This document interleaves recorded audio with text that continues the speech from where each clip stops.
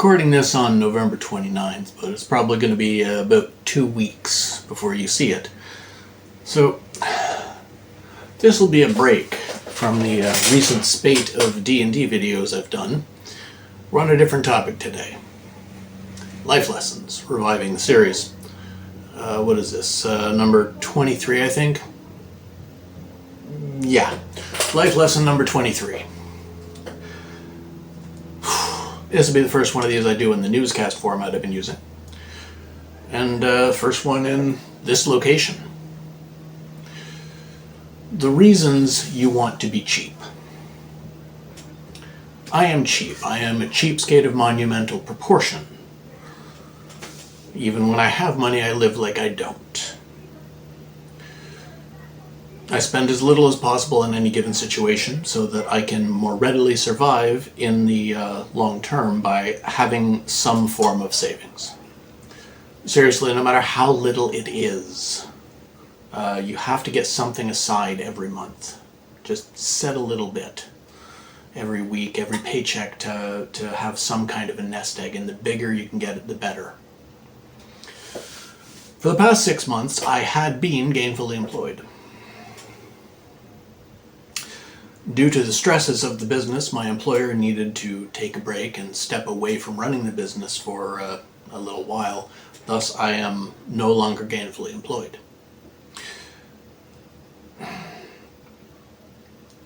This is no shade on my boss.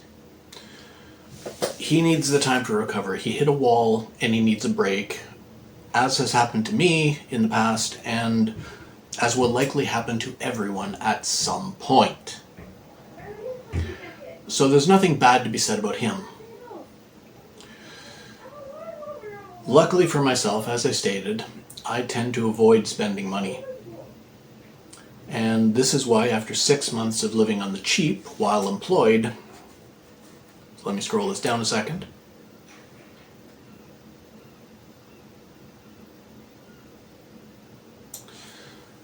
Living on the cheap while employed, I've managed to save up enough that I can maintain my lifestyle, keep my bills and rent paid for the foreseeable future, and as well as keeping myself and my cat well fed. My overhead, my expenses here in the Great White North work out to about $1,000 Canadian every month. That covers my rent, my phone, my internet, and utilities. Groceries for me can run between $200 and $300 a month. Depending, but I can hit the food banks as necessary from this point on, and I can take advantage of the welfare system if needed. In the immediate, over the past 6 months, I set aside enough to last roughly a year if I'm careful, and I am careful with my spending.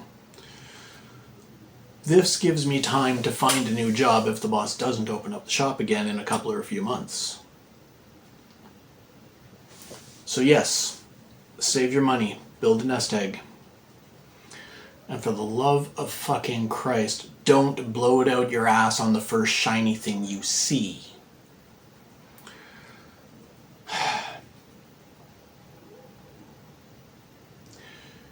Just because you think you can afford it.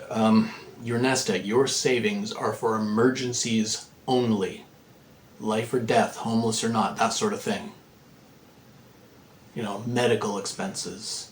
It's for emergencies. This being an emergency, I don't have a job, I don't have an income, I have to use my savings.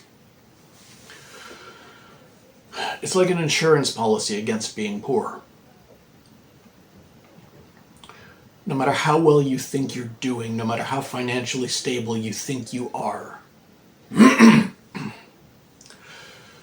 there's always a chance that something will come out of nowhere. Excuse me. There's always a chance something will come out of nowhere and blow your ass out of the water. You could get sick, you could get hit by a car, your job could cease to exist. No matter how unlikely it is that might happen, it could still happen. Anything could. It's best to be prepared for it. When and if it does happen, and you find yourself dead in the water with no income, you want to have that nest egg, that little bit of savings set aside.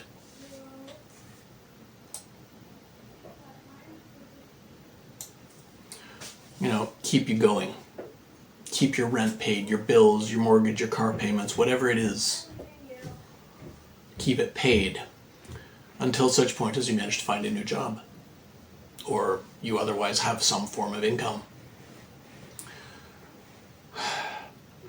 See, that's why you never buy the name brands at the grocery store. That's why you buy your clothes at the thrift store instead of the name brand places in the mall. That's why you take the bus or ride a bicycle instead of buying a car. That's why if you do buy a car, you pick up a cheap piece of shit that you own outright. And never lease a car or buy something new enough that you have to make payments on it. Remember, the less your car is worth, the less your insurance is going to cost. The smaller your engine is, the less gas is going to cost you. You got to think like that. Especially in the current economic situation, thanks to us trading a failed supply teacher running the country for a literal carny running the country.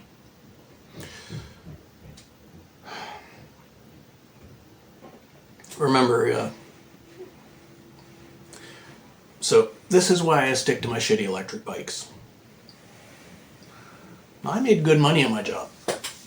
I actually enjoyed the work. But even me being the king cheapskate, I spunked it up the wall a little bit. As an example, I spent $300 on a shed so that I could store some stuff outside of my spacious 216 square foot apartment.